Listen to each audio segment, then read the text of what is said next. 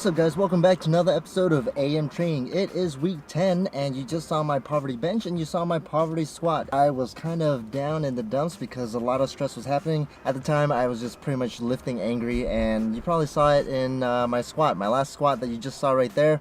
I was a little angry, so I tried to take it out in the bar. And I don't usually lift angry. I'm a happy lifter. So there goes my sponsorship with 8 Man Strong, because you know they like to lift angry. I'm just not that cool. I'm not that hardcore where I can turn that rage into PRs. Even though I believe that was a PR, I'm not quite sure. Yeah, it's been an interesting week. So a lot of stress happening. Even got into I guess a small argument with someone with pretty much. I was talking about training, and intensity wise I was saying that intensity will dictate how much recovery you will need. I think our definitions were kind of misconstrued, and they misinterpreted what I was saying. So what I was saying is that intensity does dictate how much recovery that you're gonna have. If you have lower intensity, then you're gonna go ahead and you'll be able to have more frequency and more volume. And so this week is a little bit more volume. It's a little bit more intense. And so with intense, the actual definition of that is just pretty much your percentage of how much your 1 rep max is. I think what they didn't understand is that they're putting a lot of effort, but that doesn't exactly mean intensity. So effort versus intensity, that's a little bit different. So this week, like I said, it's a little bit going up on intensity with the max, pretty much max and AMRAP sets with just your tier 1 exercise and your tier 2. So those are going to be pretty much the part where you're overreaching. Like I said last video, it's starting to build up with that overreaching, and then next week we'll go ahead and taper off, because we will cut off the accessories with the tier 2s and tier 3 exercises, and kind of drop down the intensity, and hoping for a nice PR with the final week. And we'll see how it goes. Other than that, I'll see you in the gym, because I gotta go ahead and slingshot bench press.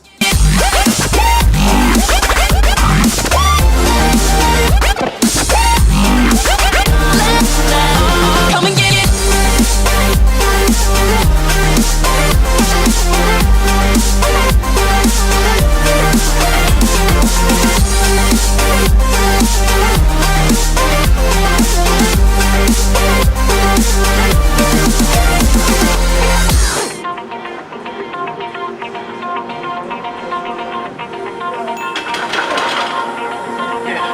Mouth to mouth, I breathe you in. Swallow down your jacket's in. Let it drown inside my veins. The sweetest poison I could take. You make it an art, the way that you scar with every word. But before we reach the end, strip me down again.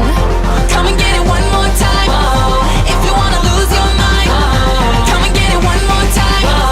If you wanna lose your mind, come and get it.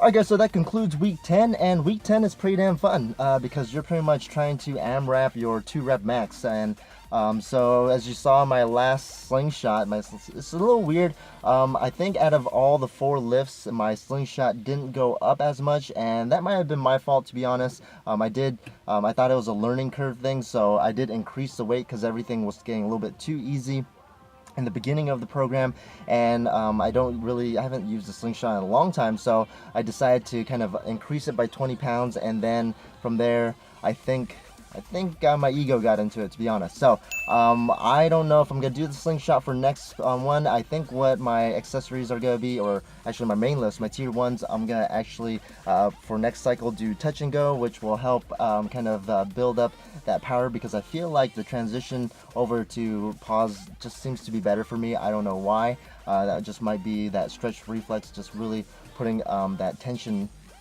But and then I'll go and replace the slingshot with probably pin presses, just because I feel like my bar path is crap, and I know that pin presses will kind of help fix that. So really trying to practice on driving upwards toward my head, and that's kind of new for me. So and then the deadlift, you saw my deadlift. It was a little bit disappointing, but not disappointing. The reason why I say that is because I lost balance on the third deadlift, but I feel like on the third rep, I feel like I had more in the tank. I probably had 2 or 3, at least that's what I thought. I tend to judge a little bit better when it comes to lower body, when it comes to upper body. I don't know if you've been watching my whole block this whole time. I feel like I've been failing with the bench press a lot, and I always tell people don't fail, especially with this method, the GZCL method. Cody likes to make sure that you have at least no technical failure, basically. And I not only didn't have technical failure, I just failed. So yeah, so I did have more in the tank with the deadlift, and it's kind of cool because that was a deadlift PR, and I just felt a little dizzy. I think all that pressure just kind of makes me see stars. Well, anyways, let's go ahead and end the video there. Train hard, train smart, and I don't have anything witty to say. I don't think I did anything witty. Yeah. Okay. Peace. No one really cares about the slingshot, so I'm not going to talk much about it, except the hardest part of that was just putting on the slingshot. I feel like my arms kind of grew. I'm guessing they grew a little bit, so I have a size large slingshot, and apparently I have size extra large arms. For the deadlift, you saw pretty much a bunch of singles, so